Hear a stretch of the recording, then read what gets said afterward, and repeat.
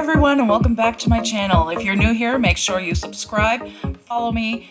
You can listen anywhere you find podcasts, and I am so excited for this week's topic. Of course, I'm going back to Big Brother.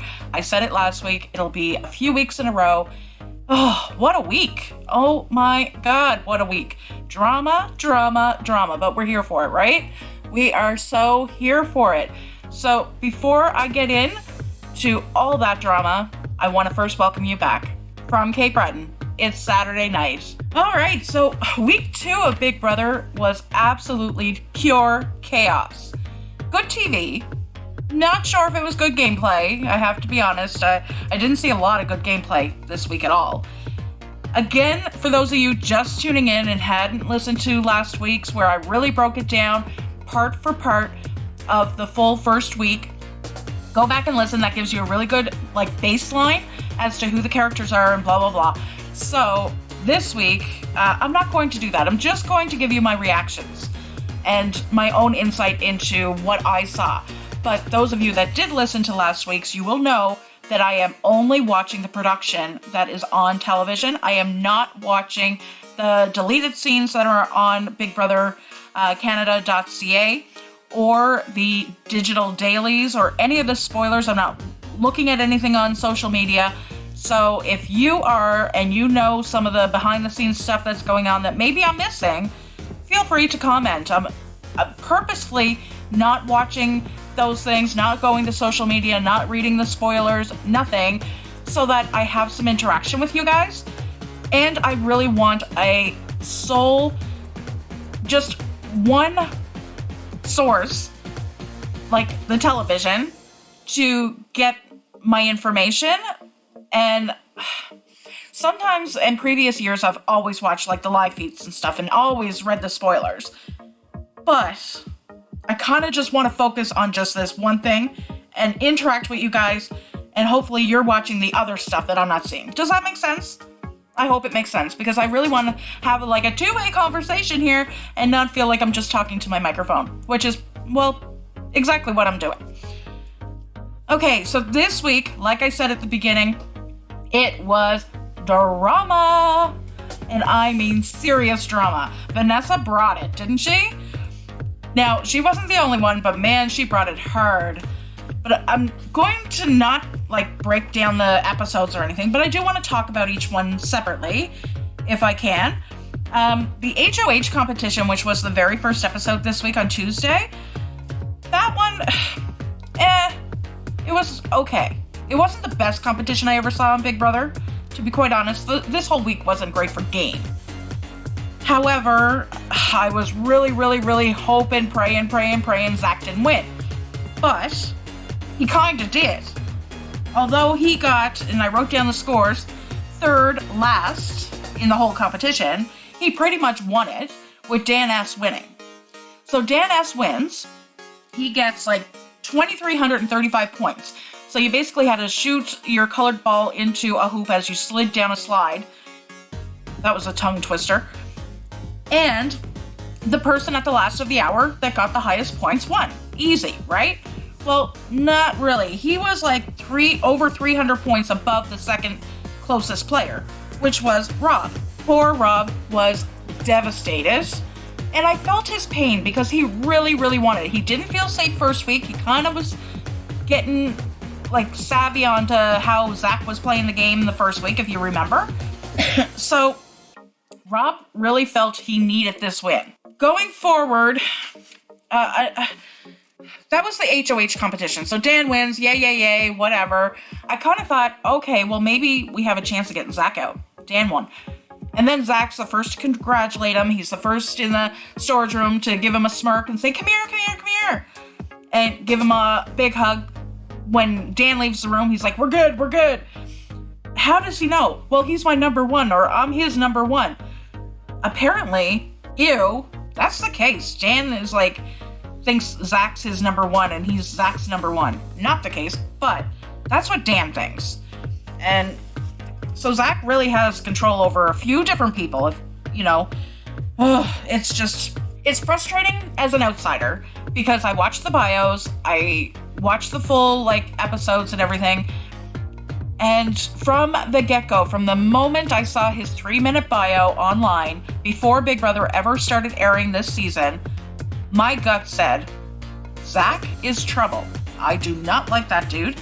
And it's not because he's mean or aggressive or any of those things. And those things do play a part in his personality, but that's not the reason I disliked him. I dislike him not for personal reasons. I think he's a brilliant player, and I'm trying to will my power to the house guests so that they know and they see that he's a great player of the game, and they need to be scared of him. They need to get rid of him. And why isn't anybody seeing this? But we do have a few people seeing it. Last week, if you remember, Vanessa kind of said something about how the game theme was going, and then she kind of mentioned something about Zach, and somebody else mentioned something about Zach. Well, this week it started with Kuzi seeing Zach as a mastermind. Renee said something about it too in their conversation, but not everybody, at least production wasn't showing that everybody was on board with this. Like, I was starting to think, doesn't anybody else see him for who he is, like, and the kind of game he's playing? Happily, some are starting to see it, and we can only hope, beyond hope, that he'll get kicked out next week. Because, spoiler alert, it doesn't happen this week. Okay, so Dan gets the HOH, and Hope starts freaking out. He's like, oh my god, oh my god, oh my god. Well, that wasn't his exact words, but you get what I'm saying. He starts freaking out in the library with Renee, and she's trying to calm him down. Anika, Claudia, and Kuzi are talking about watching out for Zach. They're upstairs, and they're kind of like just whispering together about Zach. Finally, another few people are, starting to talk about him. Zach, Ty, and Santina are, talking about how this is the best case scenario for all three of them to have Dan in HOH. And basically, that was it for the HOH portion of the segment of that episode. But what I really loved about that first part was when Rob and Jonathan start talking about understanding how Zach is playing the game. So production is showing that Rob and Zach are talking about Zach. Or Rob and Jonathan, are talking about Zach. And then they pan to Hope struggling mentally. Now, a lot of those players are going to struggle. It's intense. I've never played the game. It's a social experiment. You're locked in isolation in a home with 15 other personalities. You've never met these people before. You have to live with them. You have to, use the washroom in the same facilities they do. Shower, eat your food. Anything you would do maybe in private, you now have to share with 15 other people. So of course it's going to be intense. And that's the whole purpose of why this was developed as a social experiment. But some people will handle it better than others. Hope, this week, they were showing that he wasn't really handling it very well because he lost an HOH competition. And that's strange to me. What kind of ego do you have to be so upset? And I'm talking about Hope's mental stability right now. He's upset because he didn't win the competition. And he's saying in the diary session and in the room when he's alone that it's because he didn't prove to Canada and his boys, or his guys, however he put it, that he's worth keeping around because he can win competitions.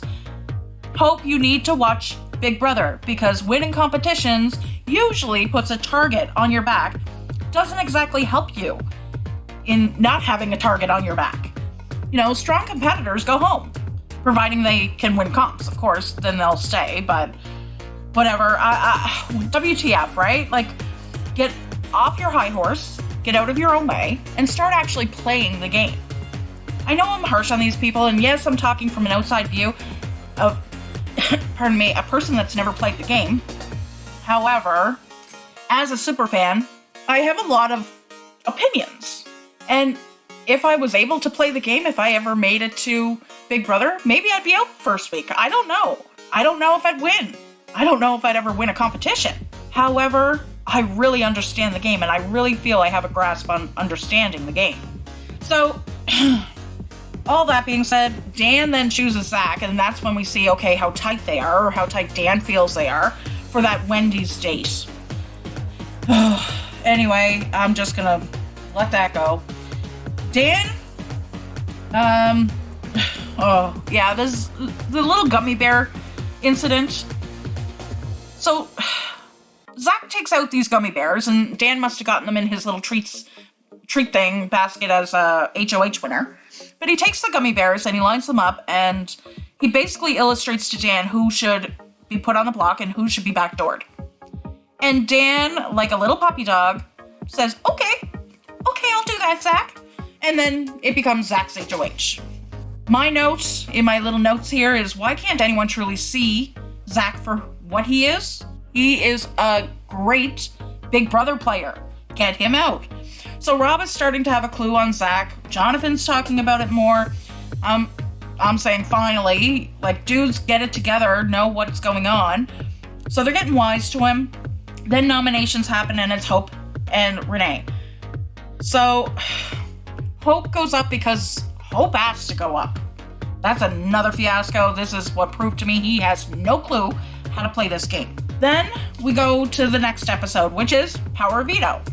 So we have Vanessa sees Zach pat Dan on the butt when he wins HOH, so she's kind of like, what's going on here? Then Renee talks to Dan and suggests that it was someone else's decision.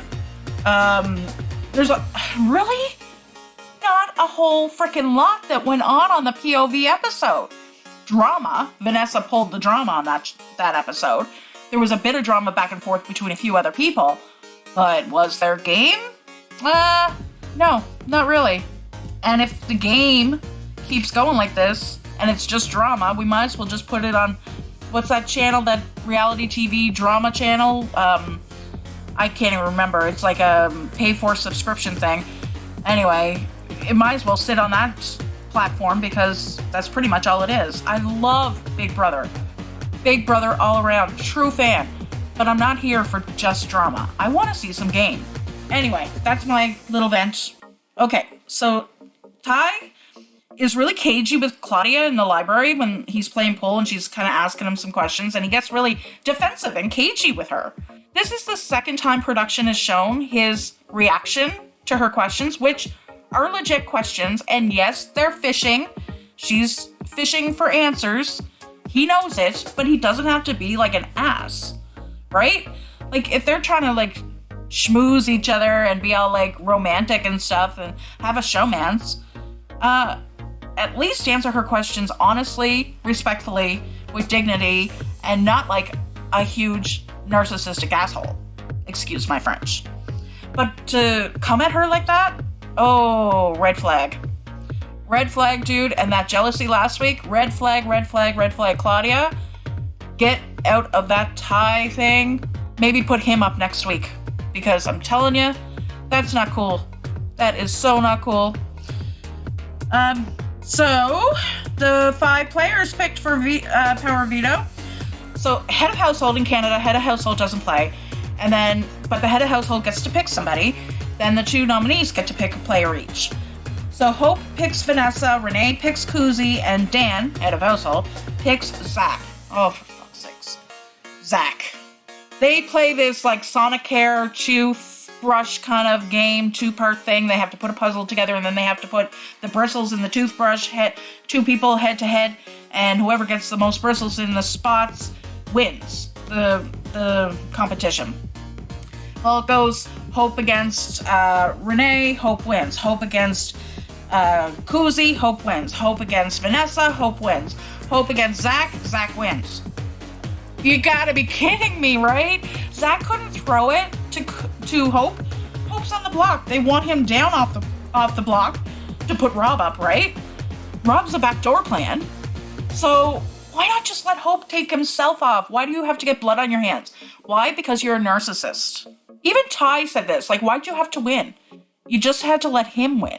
And it's not like, and I'm interjecting here, I don't know Zach's home life, but he calls himself the Kim K of Ottawa, says he's this like serial entrepreneur and how influential he is.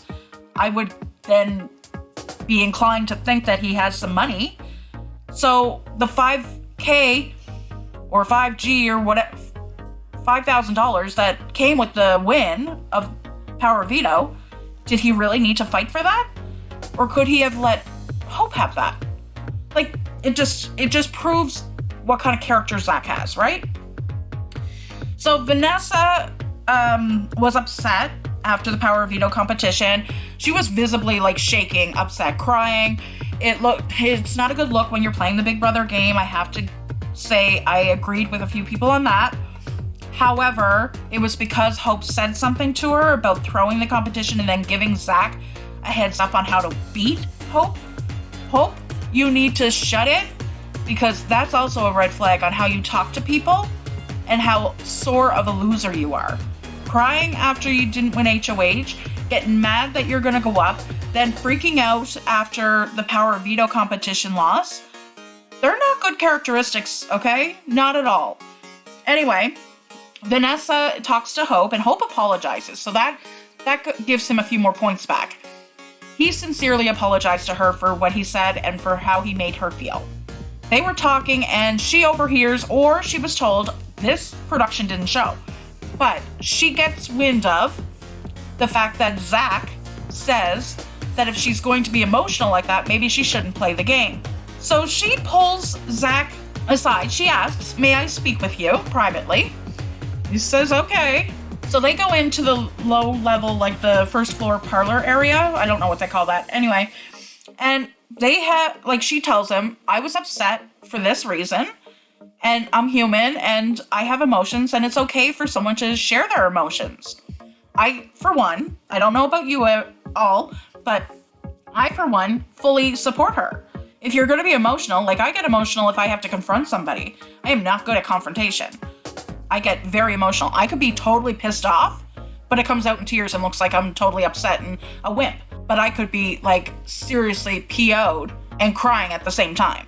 So I get what she's saying. Emotions can come out of a human body, and it's okay. Doesn't mean you're weak, doesn't mean you can't play the game. It just means that you had an emotion. But Zach, instead of hearing her out, instead of acknowledging her, instead of anything like that, he basically says a few fleeting words to her. And fleeting being like, "I don't really care what you have to say, Vanessa," but he didn't really say those words specifically, but his words were fleeting towards her. And he got up and walked away from her. She wasn't done speaking. You could tell. She was not done. And he got up and walked. How freaking rude. Like, show your character a little bit more, Zach. Please, we're dying to see it. So she then gets up and she goes to go in the storage room. And I could tell when she starts to blow up at Zach, it wasn't planned. She went to go in the storage room and she just couldn't hold it in anymore. So she just starts spewing out at him. So she starts to give it to him with both barrels, and she starts to blow up his game. Everybody in the house can hear her. Everybody's listening. They're all gathering. They're over the balcony upstairs, coming out from the rooms downstairs. And she tells everybody, including Rob, Zach had your name, Rob's, in his mouth last week, wanting to put you up and get you out. So she basically, like a rock star, just flipped the script on Zach and blew up his game.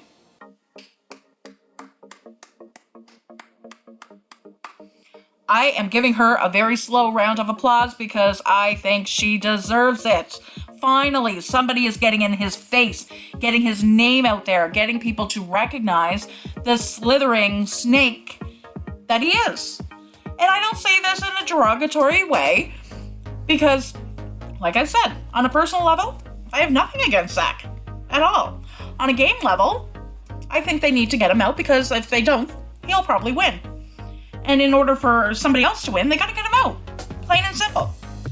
Exactly what he's saying about everybody else he's trying to get out and successfully has done so far. Like, look at JM last week. So, Santina knows Zach is a snake. Jonathan tries to confront or ask Zach about what Vanessa was saying. And Zach totally gaslights him. Like, he's not afraid to gaslight anybody, manipulate the situation back to Zach. No, it wasn't this, it was you, or it was her, or it was this, or it was that. But Jonathan knows what's going on. Like, he feels it in his gut. And unfortunately, his gut's right. And I had to put a side note on my notes here. Oh my God, love Jonathan. He's the emotion that came from this dude when he was pouring his heart out to Santina and sharing his story, all the heart, all the love. It was just everything. You needed to see how strong this man is. Okay, so we move on to eviction night. The veto wasn't done on the veto episode. They held it back for eviction night because all the drama in the house. So we get into it on eviction night, and they talk about the drama and the drum rolls and, production, voiceover talks about all this hoopla in the house. And out walks Arissa, and she is just smashing. So pretty in pink. I love her outfits. I absolutely adore seeing her every week. Okay, so in the vetoes, Dan talks to Zach and Ty, and Zach makes Dan and Ty tell Rob he's going on the block. And Zach's reasoning is, everybody's talking about me lately, so you guys go tell Rob so my hands are clean. So I'm not in the conversation. Basically setting them up to take his fall. Production then announced that the veto ceremony is coming. The veto ceremony happens. It's used on Hope. Dan replaces Hope with Rob. Follows Zach's every move. And his reasons for it are almost verbatim Zach's words to Dan in the HOH room. So with all that drama, there really, like I said, wasn't much game. There was the talks, but they weren't true gameplay. They were just talking about how Zach was a snake. I mean, they were talking about the drama. And then there was Zach calling out Jonathan on the stairs about Jonathan using Zach as a means to try to keep Rob. It's true. Everybody is using Zach's name because it's true. But Zach goes and confronts Jonathan rather, with Rob actually downstairs in the living room watching all this and listening. And Jonathan, being the very true East Coaster he is, just said, yeah, okay, yeah, no problem, yeah, I hear you. And then Zach comes down the stairs to meet Jonathan on the landing and give him a handshake. So we're good? We're good, no problem. And then Jonathan, oh, this was sweet. You could see it in his face. They go down the stairs and Jonathan said, no, after you, as a gentleman. But you could see it. Oh, you could see it in his face. He really held back. He so wanted to just kick him and push him down those stairs. You could see it. And I laughed because you knew those intrusive thoughts were going through his head. So, you could tell Jonathan was just pissed. The vote's coming up. Production has done a great job at keeping me guessing. So at this point, I didn't know who was going home. Like, the episode was really well done for production. Just back and forth, Renee, Rob. So when it came right down to it, and Arissa called everybody in one by one to the diary room, this is how it played out. Ty was called in first. So Ty sends Rob home. So the name I say is the vote to evict. Jonathan, Renee. Claudia says Rob. Santina says Renee. So we're tied 2 for 2. 2 for Rob, 2 for Renee. Zach goes in. Of course, Zach is voting for Rob to go home. Anika, Rob. Vanessa, Renee. Daniel, Rob. Hope, Renee. So now we're at, let's see, we have 1, 2, 3, 4, 5 for Rob, and 1, 2, 3, 4 for Renee. So we're 5 for Rob, 4 for Renee. The last 2 votes, now the house guest only needs 6 votes to go home. The last 2, Shania and Kuzi, were both for Rob. So we had to say goodbye to Rob this week. And it's heartbreaking because Rob, I think, could have been a great player. And his play was cut short by Zach. No one else. Dan might have uttered the words to put him on the block, but it was Zach's gameplay. And that's why I think if they don't get Zach out soon, he has a good shot at winning the game. And that's it for me this week, guys. I hope you enjoyed it. Next week, we'll see who wins HOH, who wins POV, who the noms are, and who actually goes home. Until then, take care, and remember, everybody's watching.